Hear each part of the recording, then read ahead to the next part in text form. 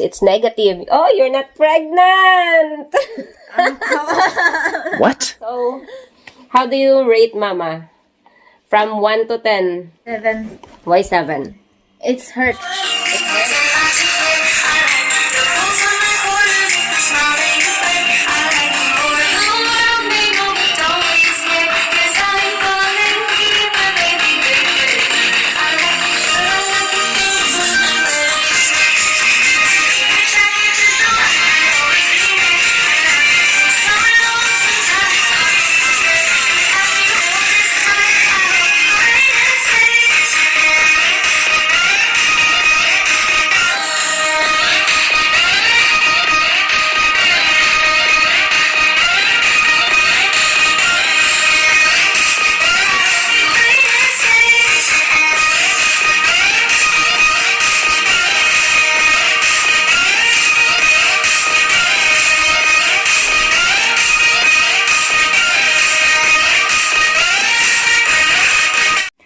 Hi everyone! This is Amazing Grace and welcome back again to my channel.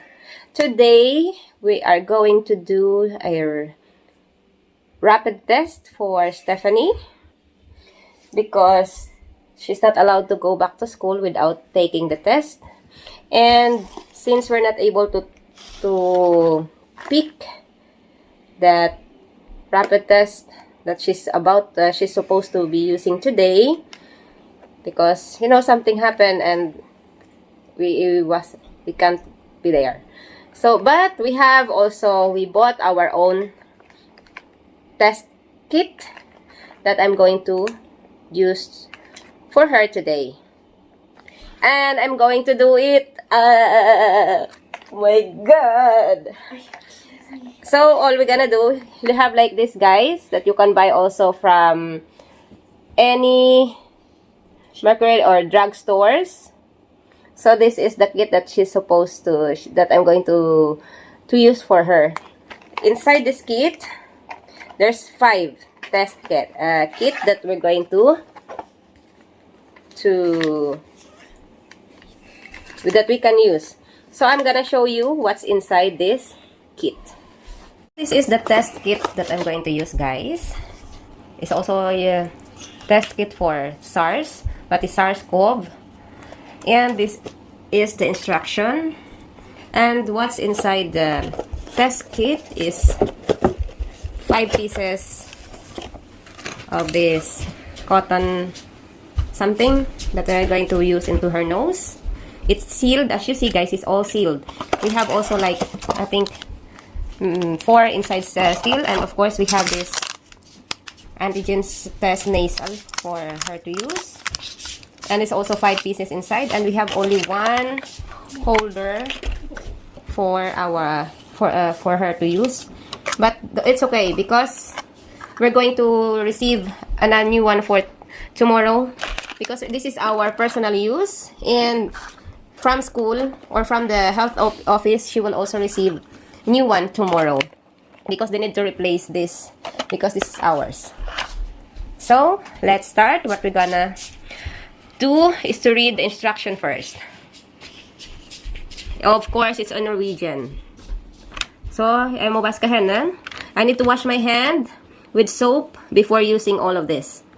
Is this tube. This. And of course, we have the holder to make it stand. And they have this botpina. This one. Botpina. So, let's start. Read the instructions very good or very carefully. And also I'm going to, once I'm done,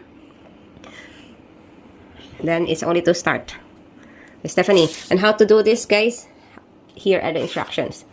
So, and how to test, what are the results. And it's supposed to be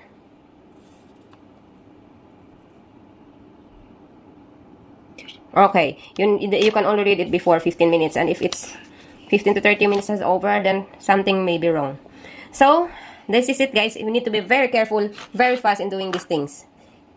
So, let's start. I wash my hand, but then to make sure it's 100% clean, I need to use a sanitizer.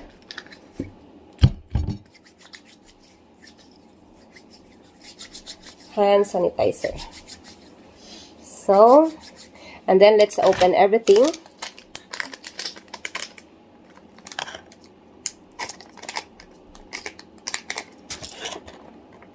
This one I need to open. Oh my god, it's crazy hard. So I just took a scissor and cut it because it's crazy hard to pull, to tear this foil. And oh yeah, there's many. I thought it's only one. Then we have this. And this. I'll put it all inside here. And of course I have to put it in here. Make it. No, I have to open it and put it on top here. So there you go, guys. I'm setting up everything so it's ready. I have to open it, and of course I have this, the cover, and I have to open this without touching the cotton area like this. And of course I have to open this also because it will be like, should be open or done within seconds. So that it's open now. And this also I have to open.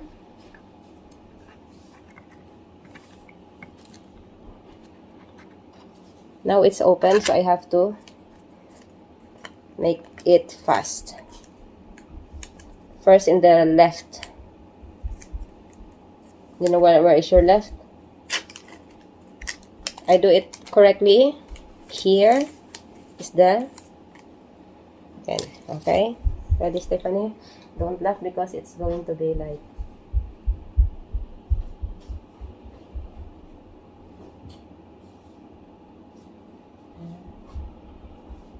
four.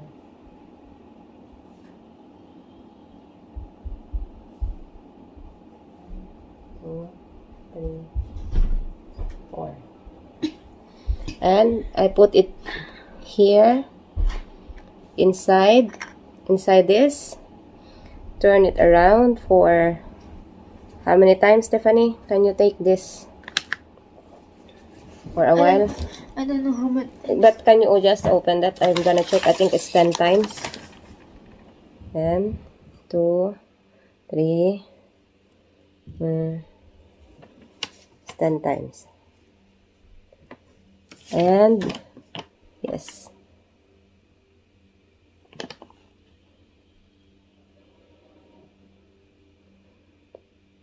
Then I have to take it and cover it like this.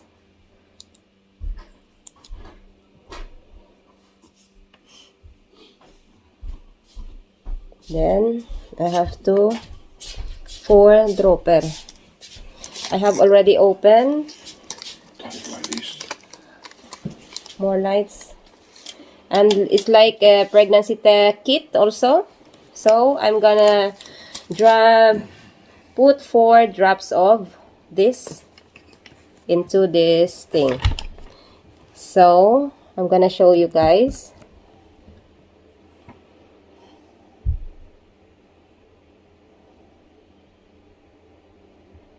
One, 2, 3, 4. Okay. And then so it's only time to read. Jag tror det var bara en, det är flera. Ja, jag vet inte det. So everything of this, guys, should be throw away. wait, something one more there. What? Inte den va?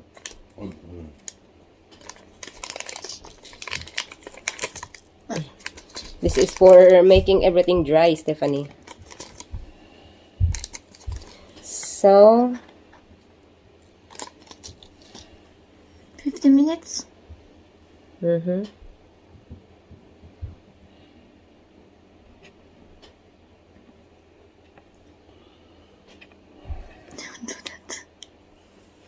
You count the 15 minutes something?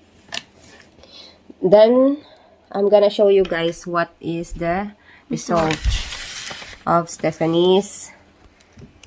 Hur lång minut då? Är det det? Yeah, because it says when this kit shows like this, if it's 2 line, it means it's positive.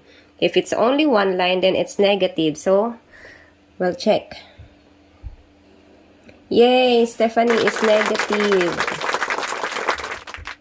So that's how fast you're going to do a rapid corona or a COVID-19 test. Oh, you know guys, so everything like this is negative.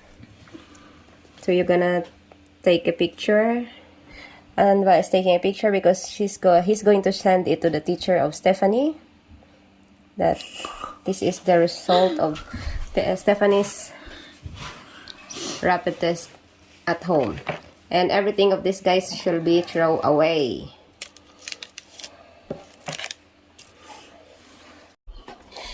Yes, guys.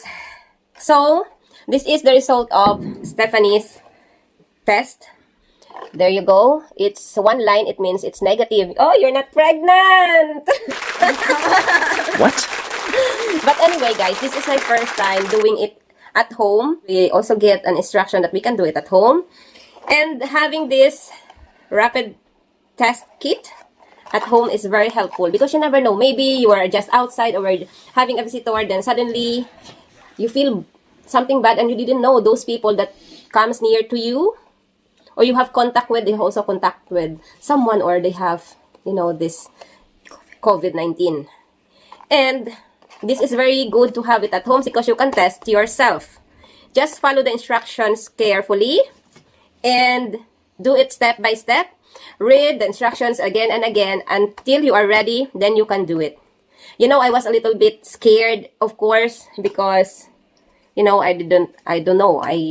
I'm afraid to make or to do something wrong. But since your nose is not bleeding, so it means that it's okay. So, how do you rate Mama? From 1 to 10. You know, 10 is the highest and 1 is the lowest. 7. The way I do it to you. 7. Why 7? Because it's just too, like, it's hurt. It hurts. Yeah. It's because you're supposed to do like this, so I have to find it correctly. But it's okay. She's honest, guys. She said it's Tense. she got something like pain inside her nose because when I do it, I don't really hit the hole inside there. That's the reason I need to adjust my hand. And plus, instead of doing like this, she's doing like that because she's curious of how I do it. But anyway, she's honest. It's also good. And of course, that's an honest grade for me. 7 out of 10. It's not bad. It's my first time and I'm ready to do it again. Are you ready? To Daddy! Are you ready? You know, you're doing like this to your nose. So, this is it, guys. Thank you for watching. Please be careful. Happy New Year. And Stephanie's going back to school tomorrow. So, this is Amazing Grace. And this is Stephanie. Thank you again for watching. And Happy New Year. Bye!